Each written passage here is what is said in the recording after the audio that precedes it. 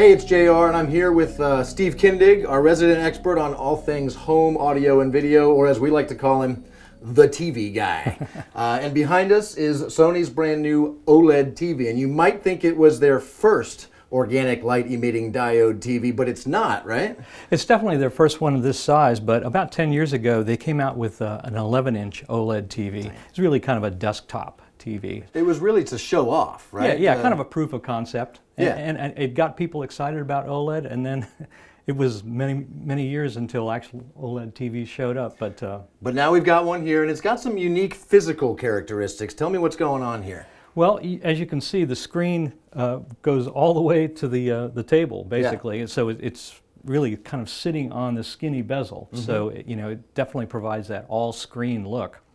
And the way that happens is there's a kickstand that supports the TV from behind, and that's also where all the connections for the TV are and where the built-in subwoofer is as well. And as you can see, it's kind of a big kickstand back there. Is this TV also wall mountable though, right? It is. You can just fold up that kickstand and mount it on the wall, and because of that, it's going to stick out a little further than some of the skinniest TVs. But it's still, I mean, it looks great on the wall. And Sony's really just getting into OLED now. They actually got the panel from LG, right? Correct. LG right now has the patent for this type of OLED screen, so they're making pretty much the panels for all the OLED TVs that you'll see out there. And of course with OLED, you got infinite blacks, you got beautiful vivid colors. There's a reason Sony wanted that, but then Sony takes LG's panel and puts their own special sauce in, right? And that special sauce is their video processing. And there's a couple things that they do. They have terrific upconversion so that any signal that you feed to the TV doesn't have to be 4K. It could be 1080p Blu-ray, DVD, whatever. This circuitry upconverts it to 4K. And that's important. There's a lot of 4K content out, but there's still plenty of people watching 1080p Blu-rays, broadcast TV and cable. Most satellite. Of that's not 4K for a little while at least, right? Right. So it's important to make non-4K stuff look really good, and Sony's processing's excellent with that. I think it's the best out there, really. Yeah. And they also, their motion processing, which they call motion flow, is fantastic. And that's something that you might not use so much for maybe movies or something, but definitely for sports, to get rid of any kind of motion blur.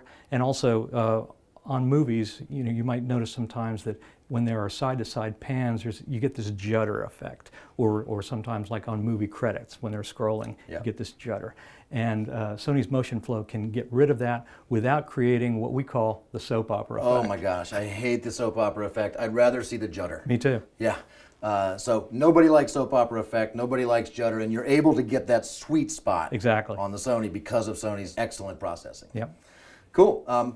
This TV's got some unique sound features as well. How does it make noise? Because I don't see any speakers anywhere around this thing. Right. This is really pretty unique. The sound is actually coming out of the screen itself. There are these, they call them actuators, on the back side of the screen that cause the screen to vibrate, and that creates the sound.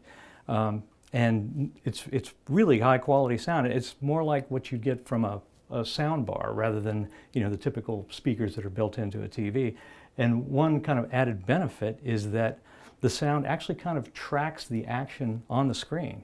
I love this concept. So your actor, he's right here and he's walking across the screen, and the actual sound from his voice tracks with him as he moves across the screen. Right. Now it's not perfect, but it's pretty cool, and I think it really adds to the the immersion of watching. Yeah, that's pretty cool. And the vibration of the panel doesn't cause any kind of visual distortion at all? Nope, you never see it, but you definitely hear it. And there's probably no way that the screen could create like low frequencies. So that's why the subwoofer for the TV is built into that kickstand in the back. Yeah, built into that stand in the back. And we were curious about what would happen when you wall mount this TV, because that woofer's right there on the back. And we checked into it, and the Sony TV is smart enough to know that when you collapse the pedestal and mount the TV, it changes the processing of the sound coming out of that woofer. So it knows it's against the wall, and it knows to sound different because of that.